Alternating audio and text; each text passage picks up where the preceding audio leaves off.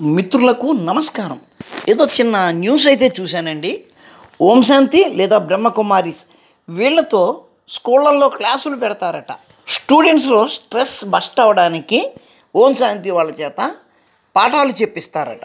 ఈ విషయంలోకి వెళ్ళే ముందు మీకు 2 పిక్చర్స్ చూపిస్తాను. ఛానళ్ళ బట్టి క్రీడా ప్రాంగణంలో రాజకీయాలు చేస్తున్నారు కదా వినేష్ ఫోగట్ గారు. ఆవిడ అతి తెలివిగా ఒలింపిక్స్లో కూడా చాలా చక్కటి ఆట ఆడారు. ఒలింపిక్స్ ఆట కాదండి, రాజకీయాల ఆట. వాళ్ళు ఇప్పుడు కాంగ్రెస్లో చేరిపోయారట. కాంగ్రెస్లో ఇప్పుడు చేరడం ఏంటండి, వాళ్ళు ఎప్పటి నుంచో కాంగ్రెస్ తరఫున క్రీడలలో రాజకీయాలు నడిపారు. మనుషులు ఈ లోకంలో ఎవరు ఏం చేసినా సరే 4 డబ్బులు సంపాదించుకోవడానికే కదండి. అందుకే మన వినేష్ ఫోగట్ గారు క్రీడల నుంచి డైరెక్ట్గా రాజకీయాలలోకి జంప్ అయ్యారు. కోర్స్ కాంగ్రెస్ తరఫునే అనుకోండి, అది వేరే సంగతి. అయితే ఇంకా ఎలక్షన్స్ నోటిఫికేషన్స్ కూడా రాలేదు. అప్పుడే కన్ఫర్మ్ అయిపోయింది మినిస్టర్ బెర్త్ ఆమెకు. హర్యానాలో కాంగ్రెస్ గెలిస్తే గనక వినేష్ ఫోగట్ గారికి క్రీడా మంత్రిత్వ శాఖ ఇస్తారంట. మన తులసి అక్కయ్య గారు తేల్చి పారేశారు. హర్యానా క్రీడల మంత్రిత్వ శాఖనా లేకపోతే ఐఓసి చైర్మన్ పదవి కూడా ఆవిడకి ఇస్తారా ఏమో. మన తులసి చందు అక్కయ్య గారి నోట్లోంచి ఒక్క మాట రావాలే కానీ జరిగి తిరుగుతుంది. తులసి చందు అక్కయ్య గారు చెప్తే కనుక రాహుల్ గాంధీ గారే కాదు, మోడీ గారు కూడా ఆమెకు ఆ పదవి ఇవ్వవలసిందే. సరే ఈ కబుర్లు మనకి ఎప్పుడూ ఉండేవే. మన గొడవలకు మనం వెళ్ళిపోదాం. అదేనండి, బ్రహ్మకుమారి చేత స్కూళ్ళల్లో పాఠాలు చెప్పిస్తాము అన్నట్టుగా. అది ఎక్కడ న్యూస్లో కనపడలేదు, కానీ ఎవరో యూట్యూబ్లో చూపించారు. ఒకవేళ అదే నిజమైతే గనక హైందవానికి ఇంతకంటే దరిద్రం ఇంకేమీ ఉండదు. ఆల్రెడీ క్రిస్టియానిటీ, ఇస్లాము, హిందూ ధర్మం మీద స్వారీ చేస్తున్నాయి. వాటితో పాటు ఇంకో కొత్త మత మార్పిడి వ్యవస్థ మన విద్యా వ్యవస్థ మీద దాడి చేసినట్లే అవుతుంది. ఈ మేడం గారు ఏమంటున్నారో ఒకసారి మీరే చూడండి. ఎందుకు పార్వతీదేవి తన శరీరంపై ఉన్న మురికిని తీసి బాలుడిని తయారు చేసిందని చెప్తారు? మురికితో గణేశుణ్ణి పార్వతీదేవి తయారు చేసిందా? అదేంటి, మా చిన్నప్పుడు మాకు నలుగు పిండితో అన్నారు. చాలా అలవోకగా చెప్తున్నారు ఈ మేడం గారు మురికి అని. సరే, ఇంకా ఏం చెప్తారో ముందు చూద్దాం. ఒక దేవత యొక్క శరీరంపై అంత మురికి ఉండే అవకాశం ఉందా? ఈవెన్ మన శరీరంపై ఒక బాలుడిని తయారు చేసే అంత మురికి అయితే ఉండదు కదా. అరే బెవర్స్గాళ్ళారా, మన శరీరం మీదే ఒక బాలుణ్ణి తయారు చేసేంత మురికి ఉండదు కదా. మరి ఒక దేవత శరీరం మీద మురికి ఎందుకు ఉంటుంది అని వీడు ప్రశ్నిస్తుంది. నిజమే కదా. ఇటువంటి ప్రశ్నే మీ హృదయాలలో, చిన్నపిల్లల హృదయాలలో నాటితే గనక ఆవిడ మనిషి కంట దరిద్రమైన దేహం ఎవరిది, అమ్మవారిది అని పిల్లలు నమ్ముతారు. అప్పుడు వాళ్ళు మతం మారుతారు. ఎందుకంటే మన మతం సరైనది కాదు అని నమ్మకం ఏర్పడడం వలన. మురికి లేదా మట్టితో తయారు చేసింది అంటే విషయము దేన్ని సూచిస్తుందంటే మన శరీరం మట్టితో తయారైంది. పార్వతీదేవి వినాయకుడిని మురికితో తయారు చేసింది అని అన్నది. అబ్బే మురికి కాదమ్మా, అది నలుగు పిండి అని చెప్పాం. ఇప్పుడు వచ్చి మళ్ళీ మట్టిని తీసుకొచ్చింది. మట్టి ఎక్కడుంది అసలు? అమ్మవారి ఒంటి మీద మట్టి ఉంటుందా? అమ్మవారి ఒంటి మీదే కదా, ఎవరి ఒంటి మీద కూడా మట్టి ఉండదు కదా. ఈ మహాతల్లి గారు ఇక్కడికి మట్టిని తీసుకురావడానికి కారణం ఏమిటి అంటే, వాళ్ళ మతానికి మూల మతంలో దేవుడు మట్టితో మనిషిని తయారు చేశాడు కాబట్టి ఇక్కడ కూడా ఇరికించడానికి చూస్తుంది. ఇది మట్టి దేహాభిమానము. ఈ దేహాభిమానం వల్ల మనం భగవంతుని గుర్తించలేకపోదు. పార్వతీదేవి వినాయకుడిని మట్టితో చేసింది కాబట్టి ఆ దేహాభిమానంతో గణేశుడు పరమశివుణ్ణి గుర్తించలేకపోయాడట.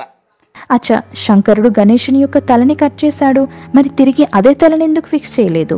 వేరే ప్రాణిని హత్య చేసి ఆ తలని ఫిక్స్ చేసే అవసరం ఏముంది? ఇక్కడ వాడిన భాషను గమనించండి.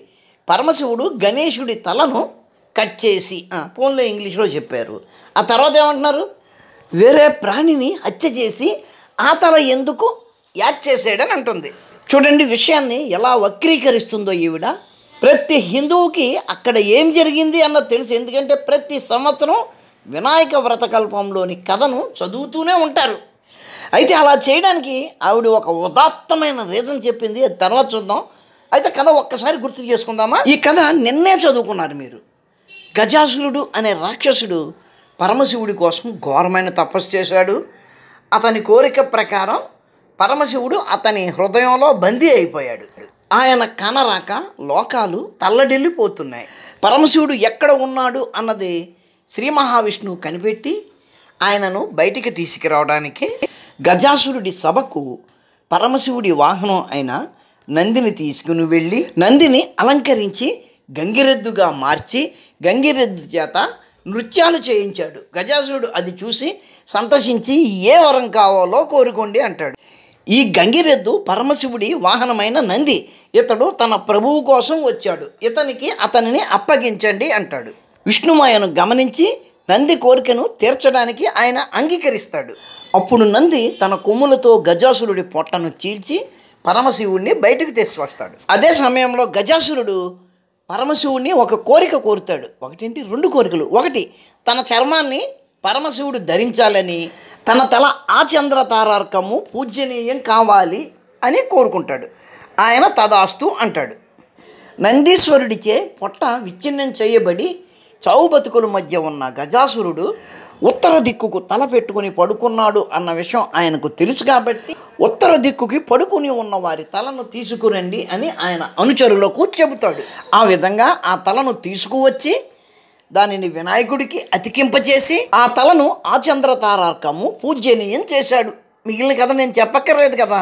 ఇందులో వేరే జీవిని చంపడం ఏముంది, పైగా హత్య చేసి అంటుంది. చంపడానికి హత్యకి కూడా చాలా తేడా ఉంది. కథ చెప్పేటప్పుడు చిన్ని మార్పులతో దాని మీద మన అభిప్రాయాలను పూర్తిగా మార్చేయవచ్చు. దాన్నే పాటిస్తున్నారు. ఇక్కడ పరమశివుడు ఏదో హత్య చేసేటంటుంది కదా, దానికి చాలా ఉదాత్తమైన కారణాన్ని చూపిస్తుంది. ఏం చెప్తుందో ఒకసారి చూడండి. ఇక్కడ ఎప్పుడైతే పరమాత్మ మన యొక్క అహంకారం అనే తలని కట్ చేస్తారో ఆ ప్లేస్ని ఆత్మాభిమానం యొక్క తలని, అలాగే జ్ఞానంతో సంపూర్ణమైన తలని, ఇంకా పవిత్రత మరియు దైవత్వంతో నిండి ఉన్న తలని, ఇంకా ఒక విశాలమైన తలని ఫిక్స్ చేస్తారు. కాబట్టి ఆ శంకరుడే అహంకారంతో ఉన్న తలని కట్ చేసి జ్ఞానంతో నిండి ఉన్న తలని రీప్లేస్ చేస్తారు. ఇంకా అతనికి గణేష్ అని పేరు పెట్టారు. చూసారా ఆవిడ ఎటువంటి విషయాలు తీసుకొస్తుందో? అహంకారము, అజ్ఞానము, పవిత్రత, జ్ఞానము, ఇటువంటి దిక్కుమాలిన మాటలన్నీ తీసుకొస్తుంది. అఫ్కోర్స్ అవేమి దిక్కుమాలినవి కాదు. కానీ ఇక్కడ ఏంటి, పరమశివుడు భక్త సులభుడు, భక్తుడి కోరికను తీర్చడం కోసం ఆ పని చేసినట్టుగా కనిపిస్తుంది. అంతేకాకుండా ప్రజలందరూ విఘ్నాలకు ఒక అధిపతిని ఇవ్వండి అని ఆల్రెడీ ఆయనను అడిగి ఉన్నారు. ఆ విధంగా లోకాలకు ఒక విఘ్న నాయకుడిని కూడా ఇవ్వడం జరిగింది.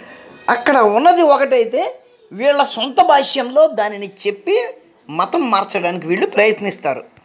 ఆల్రెడీ మిషనరీలు స్కూళ్ళు పెట్టి మన పిల్లల మనసును మారుస్తున్నారు. ఒక పక్కన టెక్స్ట్ బుక్కులన్నీ కమ్యూనిస్టులు, ముస్లింలు రాస్తూ ఉన్నారు. ఒక పక్కన ఇప్పుడు వీళ్ళు కూడా హిందూ విద్యార్థుల మీద దాడికి దిగుతున్నారు.